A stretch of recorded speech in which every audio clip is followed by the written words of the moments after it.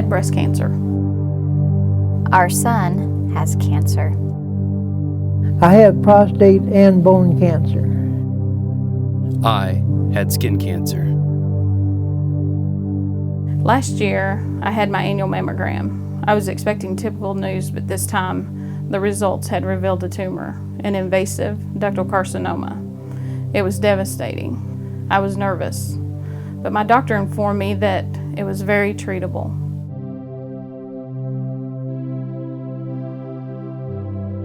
When Coltrane was 1 year old, we noticed a bump on his head.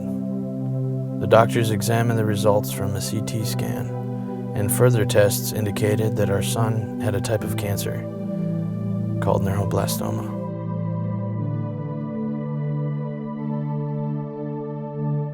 I attended a free cancer screening at Hope Cancer Resources, not intending there would be anything to find. The doctor found a mark on my back, and he recommended I get checked. The next week, another doctor confirmed that I had a malignant melanoma, I had skin cancer, and I needed surgery.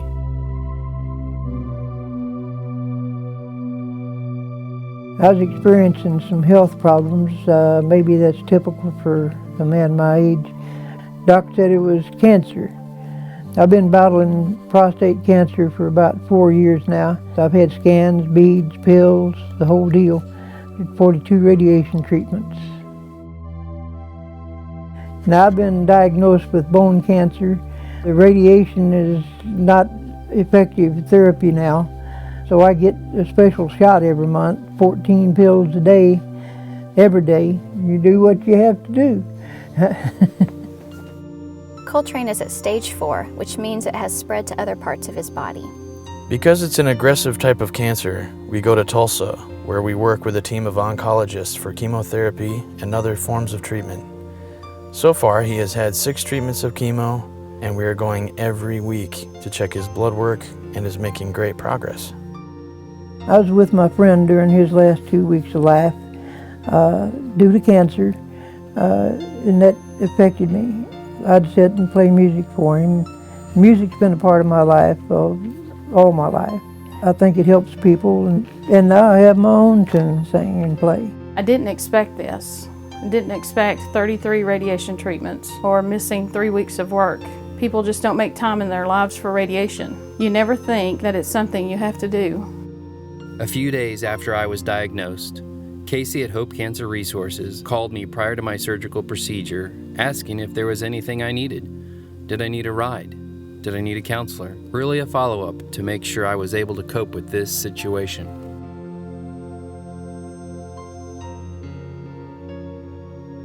My window washing company has worked for Hope Cancer Resources for several years now. When we got the news about Coltrane, we contacted them and were put in touch with Mickey. We had so many questions, and she had great answers. This was a big distraction.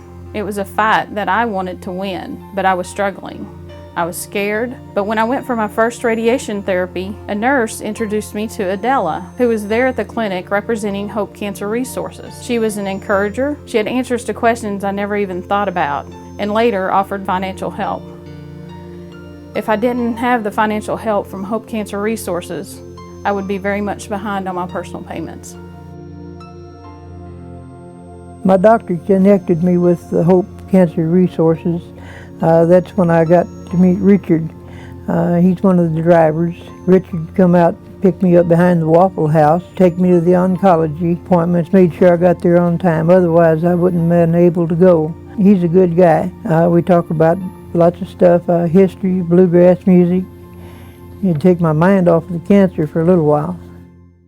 It's been a tough time, an intense year. Sonia lost her dad this year to cancer, and she had to quit her job as a second-grade school teacher to be with Coltrane full-time. It's not the news you want, but there is a reason. We love our son, and we will find ways to help our son battle this cancer.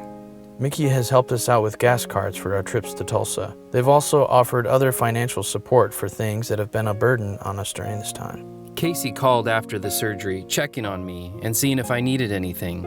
I didn't need anything. I was stuck waiting for the labs report. After 2 surgeries in a 7-week period that included many sleepless nights, I learned that I had no residual melanoma cancer. I am clear.